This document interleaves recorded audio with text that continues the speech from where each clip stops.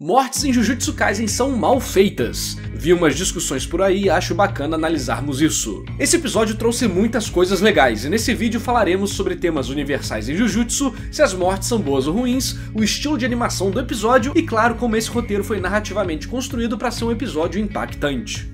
Semana passada não deu pra fazer a análise do episódio, mas hoje estamos aqui pra ver o episódio novo de Jujutsu Kaisen. A luta do Toji com o Dagon foi bem bacana, tivemos uma porradaria de alta qualidade e as coisas aparentemente saíram do controle. O que vai acontecer com o Fushiguro e o pai dele? Vamos descobrir nesse episódio aqui. Caralho, coelhinho, mano! Caralho, os coelhinhos são bravos. Ah, muito bom, mano, os coelhinhos. Bravo. Porra, vai... Não, aí não, mano. Aí acabou. Acabou, não vou ver mais. Caralho, mataram coelhinho. Agora eu tô sem condições. Minha namorada tem um coelhinho. E eu comecei a ficar viciado em coelhinho desde que eu comecei a interagir com o coelhinho dela.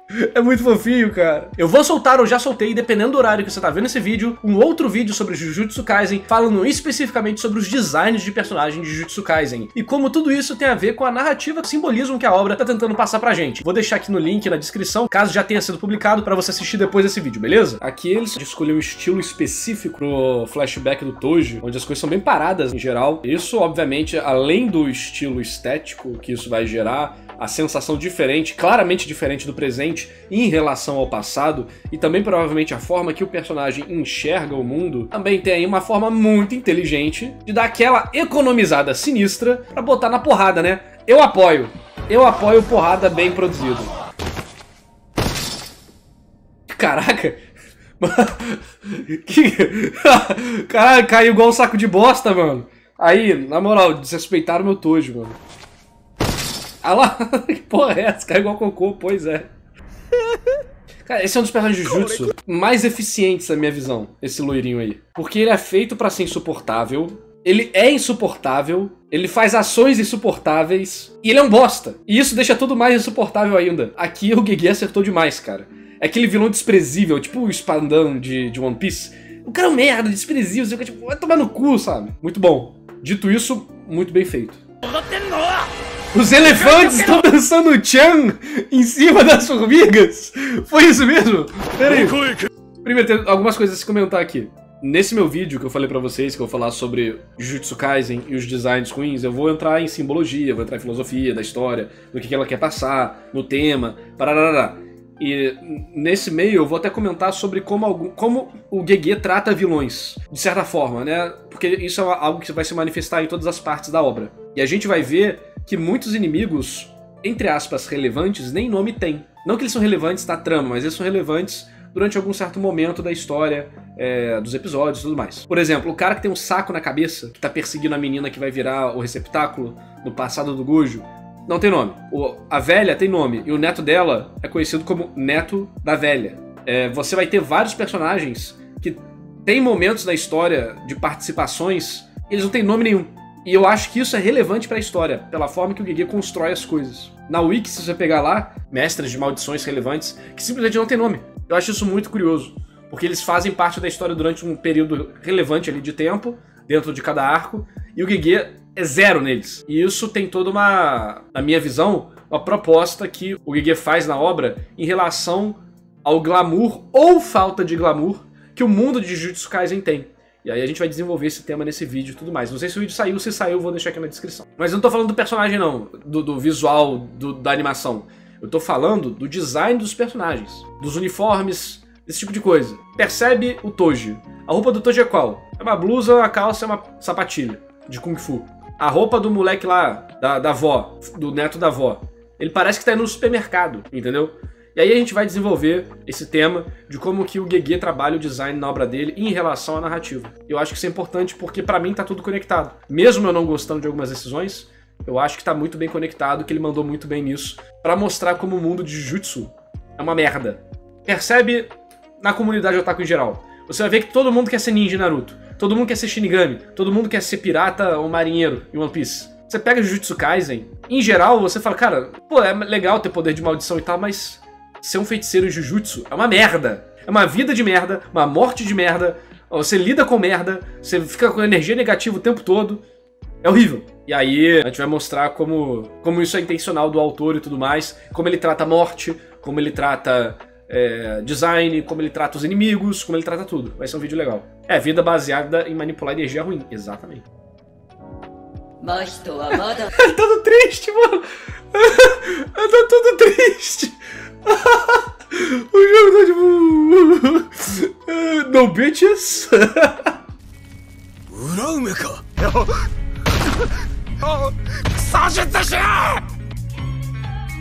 Brabo, hein? Brabo, hein? E episódio foda. E que transição pro final foda também, hein? Que episódio bom. Vou falar uma coisa que pode ser polêmica aqui, tá? Muitas pessoas preferem o estilo de desenho dos personagens da primeira temporada de Jujutsu. Só que se você olhar o mangá de Jujutsu, isso aqui tá mais fiel ao traço do autor. Esse estilo que eles estão aplicando aqui tá mais fiel ao traço do autor. Então, eu pessoalmente gostei muito desse episódio. Bora falar sobre o episódio. Era um episódio muito esperado pelas pessoas, que deu uma polêmica na internet, porque a gente viu uma cena deles da pré-produção, e aí o povo falou que tava uma merda e tal, sendo que a cena em si, né, não tem um grande acontecimento visual, né? O que acontece é aquela troca de perspectiva pro mundo dos mortos ali, por assim dizer.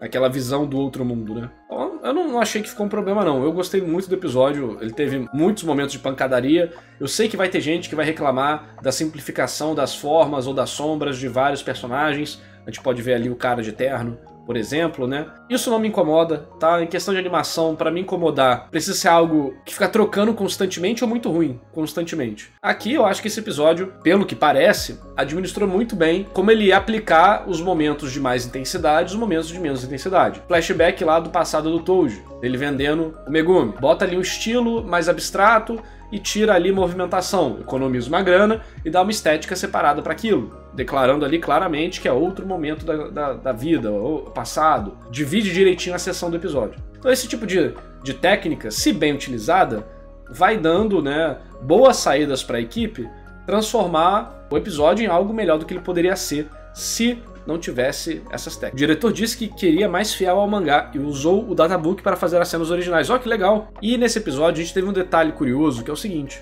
a gente começa com um pico de tensão, um pequeno pico de tensão, preparando a expectativa para o futuro. Olha só o que vai acontecer. Depois, a gente começa com outro nível de alta tensão, luta, uma luta bem interessante por sinal, muito bem animada, coreografada, que quando a gente pega para ver, olha só como que os animadores e também o autor, né, misturando o mangá e o anime aqui agora, criaram uma sequência de acontecimentos que envolve muito bem a cidade, que envolve a fuga do personagem, que envolve como ele se movimenta através dos locais, entrando em construção, pulando em prédio, fazendo parkour, fazendo todo tipo de movimentação que usa o ambiente a favor da história. Isso deixa tudo mais legal, coisas diferentes acontecendo, coelho Kung Fu, muito foda. Aí, beleza, a gente tem uma quebra aqui. Pra quê? Se você só continuasse com a luta e depois colocasse essa cena inteira, poderia ficar uma organização de tensão meio chata. Então, você dividindo isso aqui, permite que você controle a expectativa do público. Porque pensa que você tá em um jogo. Você vai querer usar todas as suas cartas na manga de uma vez pra perder tudo? Ou você vai jogando cautelosamente? Ó, eu jogo isso aqui, depois jogo aquilo ali. Então é basicamente isso que eles estão fazendo aqui. Eles jogam algumas coisas interessantes pra você, pra marcar a sua atenção. Botam depois uma coisa que você sabe, que eles sabem que não vai ser o ponto principal, não é o cardápio principal do episódio. Mas como você já foi comprado pelas coisas legais que estão acontecendo e pelas expectativas futuras, as promessas futuras que o episódio fez pra você, você vai acabar assistindo. Aqui a gente tem a parte do parkour, né, que é bem legal. Outras partes que vão, né, ajustando isso, até pra fazer uma questão de localização. Lembrando, né, que essa personagem aparece aqui por quê? Ah, narrador, eles cortaram isso aqui, botaram essa conversa que não dá em nada. E aí? Se você perceber bem, o Megumi fala, eu tenho que chegar até onde essa mulher tá, porque até onde essa mulher tá, ela vai conseguir me curar. Se eu conseguir vencer a luta com o machucado que ela me cura, sem problemas. Então a apresentação dela aqui serve como base para ilustrar o que o Fushiguro vai falar no futuro. Então, isso é bem bacana. Acontecimentos malucos. Acontecimentos malucos de novo, a gente já comentou sobre isso. Mas olha só tudo que aconteceu. Não chegou nem na metade do episódio ainda. Já teve morte do Touji, Fushiguro derrotado. Aí a gente tem um flashback para outra parte do passado.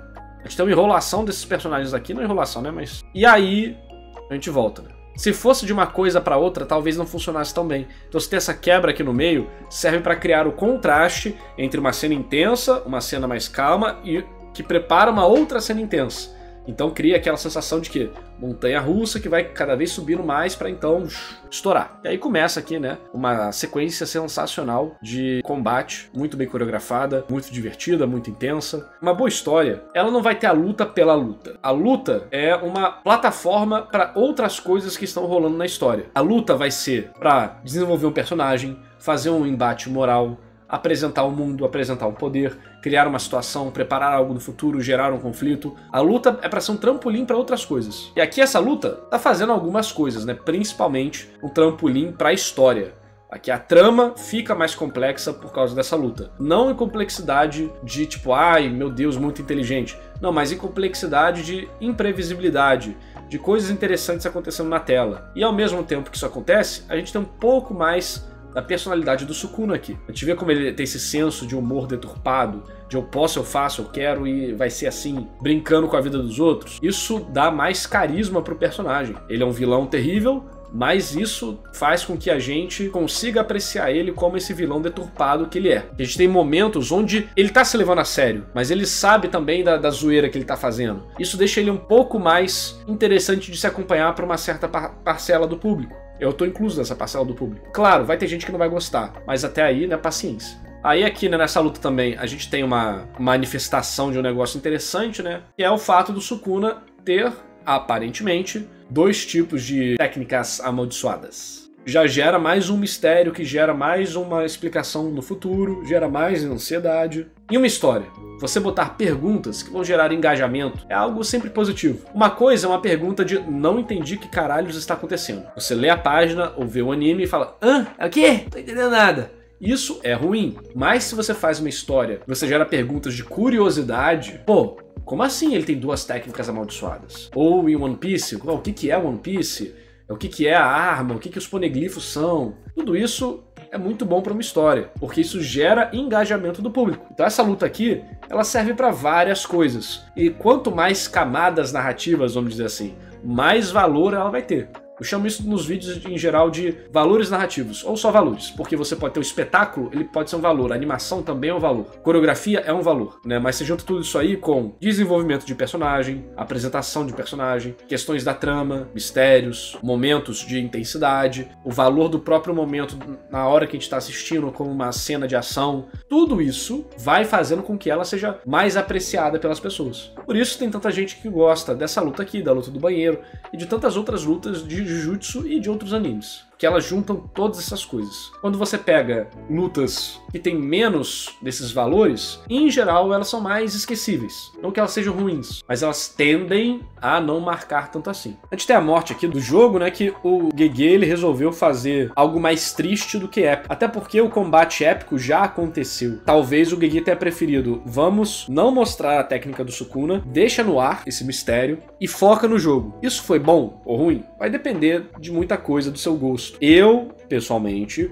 acho que não teve construção suficiente para os espíritos malignos para eu me importar com eles. Eu não ligo para espírito maligno sofrendo, desculpa. Para mim pode matar todos sem a menor piedade. A gente tem o Dagon falando, eles têm nomes e sentimentos, o jogo falando, nós somos os verdadeiros humanos, mas isso nunca me pegou em Jujutsu Kaisen, nem do início nem até aqui. Eles podem sentir isso, mas esses sentimentos não foram transmitidos para mim a ponto de eu querer ver eles. Eu aceito, mas talvez não seja o que eu quero. Isso não vai ser 100% para todo mundo. Cada um vai ter um nível diferente dessas coisas. E talvez aqui seja um balanceamento que o Gege fez. Ele descarta algumas coisas para botar um ritmo insano na história. Valeu a pena? Vai depender do leitor. Eu não me interesso pelo plot dos espíritos malignos sofrerem. E não porque eu discordo moralmente deles, e sim porque eu acho que a história nunca se deu de fato o trabalho para explorar o drama deles. Pode explorar no futuro, mas até aqui não explorou. A gente sabe o objetivo deles, a gente tem uma noção de quem eles são, o que eles querem, mas para mim ainda é muito superficial. Para eu me conectar com eles, em geral, para o público se conectar com os personagens,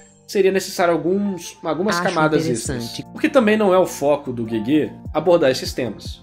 O que é uma pena, porque eles são interessantes.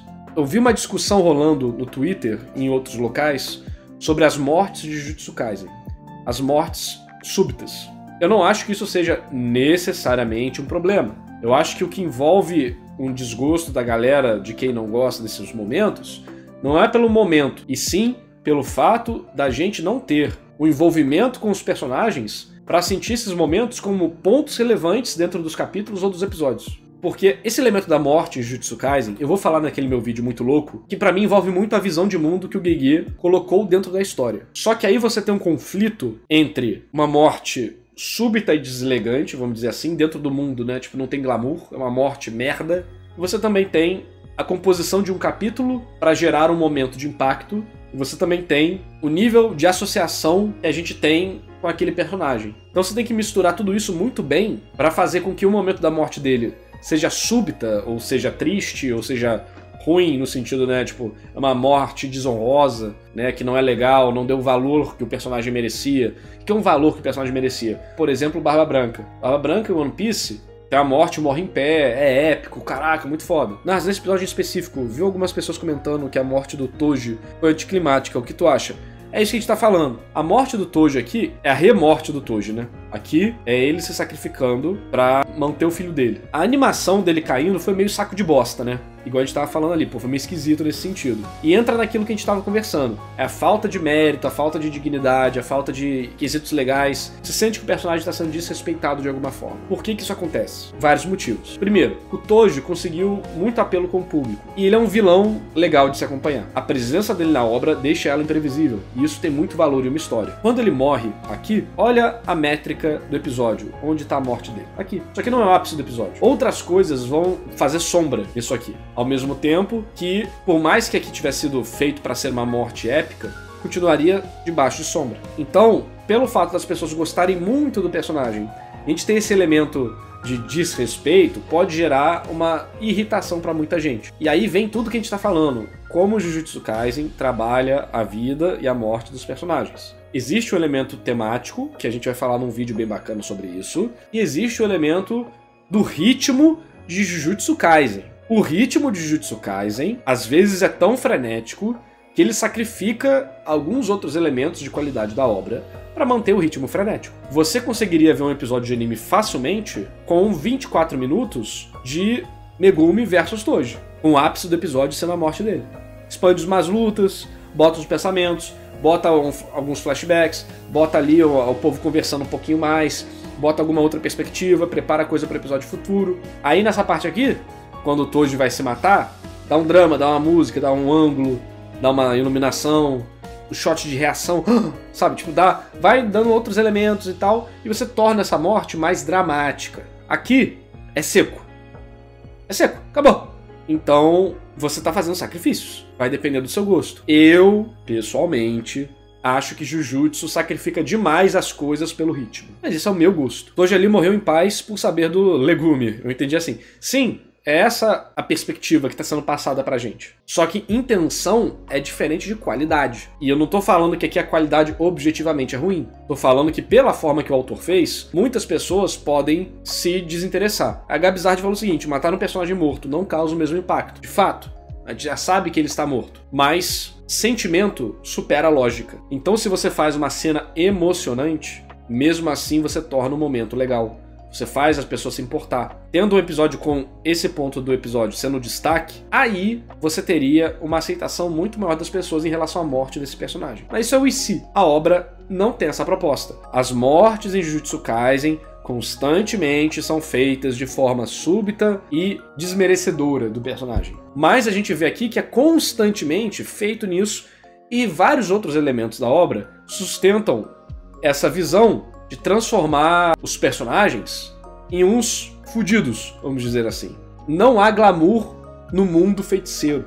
Isso se reflete de todas as formas. Lembra do Yui? Vocês não lembram do Yui? Do Yu, sei lá.